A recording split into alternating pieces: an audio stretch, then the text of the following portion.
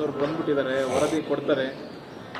ನಿಮ್ಮ ನಿರೀಕ್ಷೆಗಳೇನಿದೆ ಸರ್? ವರದಿಯನ್ನ ಸ್ವೀಕಾರ ಮಾಡಲಿಕ್ಕೆ ಈಗಾಗಲೇ ಮುಖ್ಯಮಂತ್ರಿಗಳು ನಮಗೆಲ್ಲರಿಗೂ 11 ಗಂಟೆಗೆ ಹಾಲಿಗೆ ಬರೋಕ್ಕೆ ಹೇಳಿದ್ದಾರೆ. ಈಗ ನಾನು ಹೊರಟಿದ್ದೀನಿ, ಮುಖ್ಯಮಂತ್ರಿಗಳು ಬರ್ತಾರೆ, ವರದಿಯನ್ನು ಸ್ವೀಕಾರ ಮಾಡ್ತೀವಿ. ಅದಾದಮೇಲೆ ಅದರಲ್ಲಿ ಏನಿದೆ ಸಾಧಕ ಬಾಧಕಗಳ ಬಗ್ಗೆ ಚರ್ಚೆ ಮಾಡಿ ನಿರ್ಧಾರವನ್ನು. ಏನು ನಿರೀಕ್ಷೆ ಇದೆ ಸರ್ ನಿಮ್ಮ ಸಮುದಾಯ? ನಿರೀಕ್ಷೆ ಅನ್ನೋದಕ್ಕಿಂತ ಎಲ್ಲ ಸಮುದಾಯದ ಬಗ್ಗೆನೂ ಮುಖ್ಯಮಂತ್ರಿಗಳಿಗೆ ಒಂದು. ಹಾಸ್ಪಿಟಾಲಿಟಿ ಕ್ಷೇತ್ರದಲ್ಲಿ ಜಾಗತಿಕ ವೃತ್ತಿಯ ಕನಸು ಇದೆಯಾ? ಜಾಗತಿಕ ಅಧ್ಯಯನ ಉದ್ಯೋಗ ಅವಕಾಶಗಳೊಂದಿಗೆ ಭಾರತದ ನಂಬರ್ 1 IIHM ನಲ್ಲಿ ಓದಿ. ಪ್ರವೇಶ ಆರಂಭವಾಗಿದೆ, ಈಗಲೇ ಸೇರಿ. ಯಾರಿಗೂ ತೊಂದರೆ ಆಗಲಾರದ ರೀತಿಯೊಳಗೆ ಮುಖ್ಯಮಂತ್ರಿಗಳ ನಿರ್ಧಾರವನ್ನು ತೆಗೆದುಕೊಳ್ತೀವಿ ನಾವು ಮುಖ್ಯಮಂತ್ರಿಗಳು ಸೇರಿ.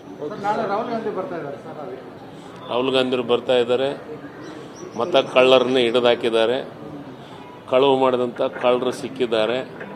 ಆದಷ್ಟು ಬೇಗನೆ ಅವ್ರ ಮೇಲೆ ಕ್ರಮ ವಹಿಸುವಂಥ ಕೆಲಸ ಆಗುತ್ತೆ.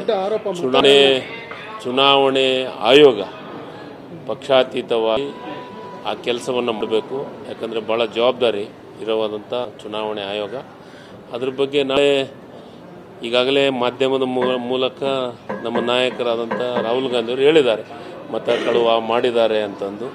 ಅದು ರಾಜ್ಯದೊಳಗೆ ದೇಶದೊಳಗೆ 70ರಿಂದ 100ರವರೆಗೂ ಕಳ್ಳತನ ಆಗಿದೆ ಅಂತ ಹೇಳಿದ್ದಾರೆ. ಮತ ಕಳ್ಳರು ಯಾರಂತ ನಾಳೆ ಗೊತ್ತಾಗುತ್ತೆ, ಅದನ್ನು ಮಾಧ್ಯಮಕ್ಕೆ ಬಿಡುಗಡೆ ಮಾಡುವಂಥ